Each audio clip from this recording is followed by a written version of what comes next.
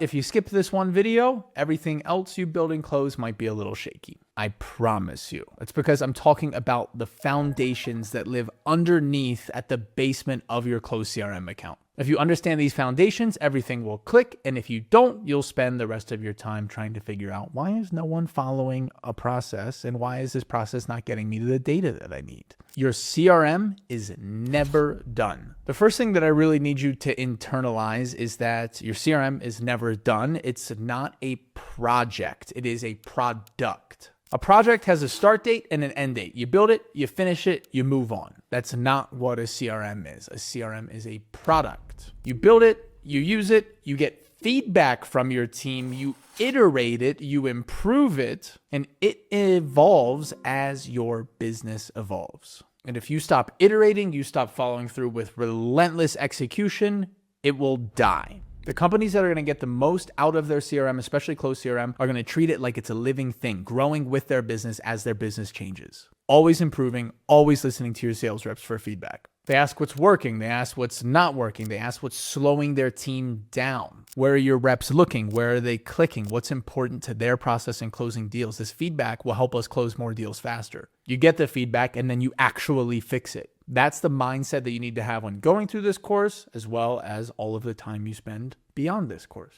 The second foundational concept is going to be clean data in, clean data out. That's going to be a rule that I'll live by with my CRM, and I'll probably reference it in every video. Your CRM is going to be only as good as the data inside of it. If your data is messy, everything downstream is going to be wrong. Your smart views show the wrong leads. Your reporting gives you the wrong numbers. Your automations fire at the wrong time. Then you'll make bad decisions based on bad data, and everything breaks. Clean data is going to start with how you build your fields inside of your CRM. This is going to be one of the first sermons that I'll preach to every new client that I work with. If you want to bring in a date, make it a date field, not a text field. If something is a multiple choice answer, make it a drop-down single select field, not a text field. If something is a number or a dollar amount or a quantity, make it a number field, not a text field. Here's what happens when you get this wrong. Let's say you bring a close date into the CRM as a text field. It looks fine on the lead profile. You see March 15th, 2026. But now when you want to go build a smart view for deals that are closing this week, you would have to type in March 16th, 2026, March 17th, 2026, and start to stack all of these reports on top of each other instead of just filtering for a date range, which brings up a nice calendar to add a start date and an end date. Your smart views and your reporting will be broken before you even build them because you mapped your data the wrong way.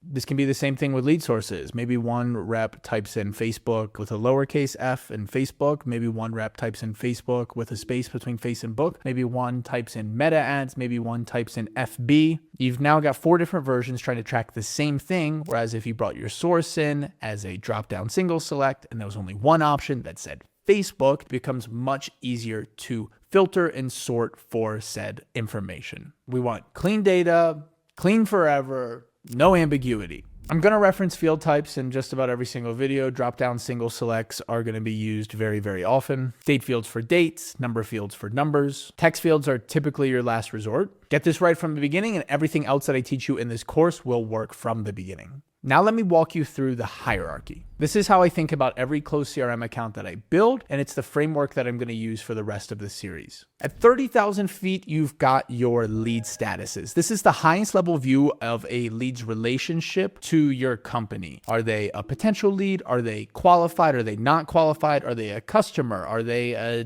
DNC for do not contact? We really want to keep lead statuses to a limited number, definitely under 10. Lead statuses are not for tracking your sales process, and I'll explain that in a later video. At 1,000 feet, closer to the ground, we've got your opportunity pipeline. This is where your deals are tracked through the actual deal stages. You've got a demo booked, you've got a demo completed, a demo not completed. With these opportunity stages, we're going to be able to forecast our revenue. At 100 feet, you've got your custom activities. This is close to ground level. This is the detail. They are going to be the forms that your reps fill out after every interaction or you automate. A form for demo calls being booked, a form for demo calls being completed, and these forms will help move these stages through the pipelines. Maybe a form to send a contract. Custom activities for me, and hopefully for you, should be the backbone of your CRM. I mean, everything. Your opportunities read from them. Your smart views read from them. Your automations might trigger off of them. Your reporting depends on them. If I could teach you one thing in this entire course, it would be about custom activities and how you use them. And then your custom fields are going to be data that lives permanently in the bottom left of a lead profile, something that's easy for sales reps to always scroll to and find. Maybe a lead source, an industry. For SendBlue, we track what CRM someone uses. And Close CRM now has a feature for custom fields called AI Enrich. They refer to it as Al Einrich, a German guy, which I think is a funny name. And that will actually scrape information found on a lead profile to pull other information you might need. So for SendBlue, I don't ask for a LinkedIn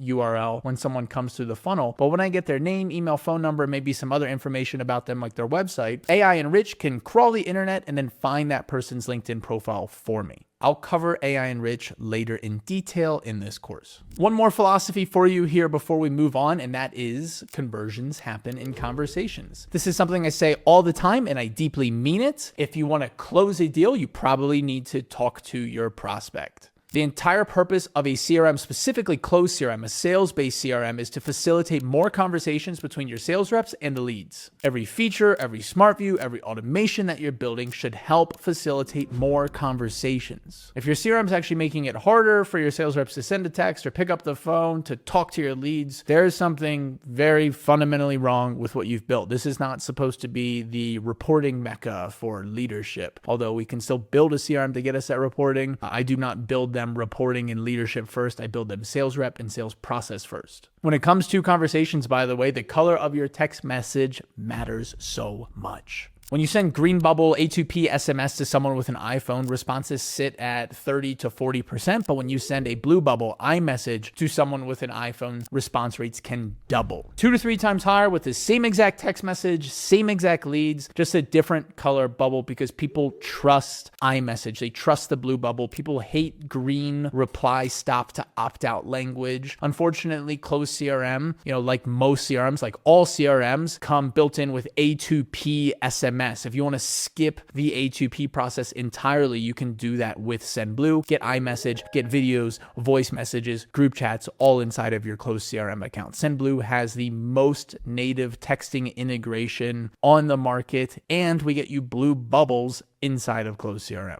Pretty gangster. If you want it, just click the same link down in the description. Give me your name, email, phone number. I will send you a text. When I text you, let me know you want SendBlue. I can get you special pricing. Every single thing I'm going to show you in this course is designed with one goal, and that is to keep your sales reps in conversations. Automate the busy work, remove the decision fatigue, let people sell. That's the relentless execution that we're going to be after. That's all the boring stuff, and I know it was a lot, but if you understand everything I just covered, you're going to be ahead of 90% of people who are going to be building their Close CRM accounts, and I'm not exaggerating. Most people skip this and pay for it later with the bad decisions that they'll make later. Sign up for Close CRM using my link in the description, and I'll send you my free sales rep onboarding guide. If you want my team to build your CRM for you, give me your information down in the description. I'll shoot you a text. Tell me about your business, and I'll see if I can help. In the next video, we're going inside of Close CRM for the first time. Finally, I'm going to walk you through every single setting you need to configure before you do anything else. This is where the account starts to really take shape for you. Click on it now.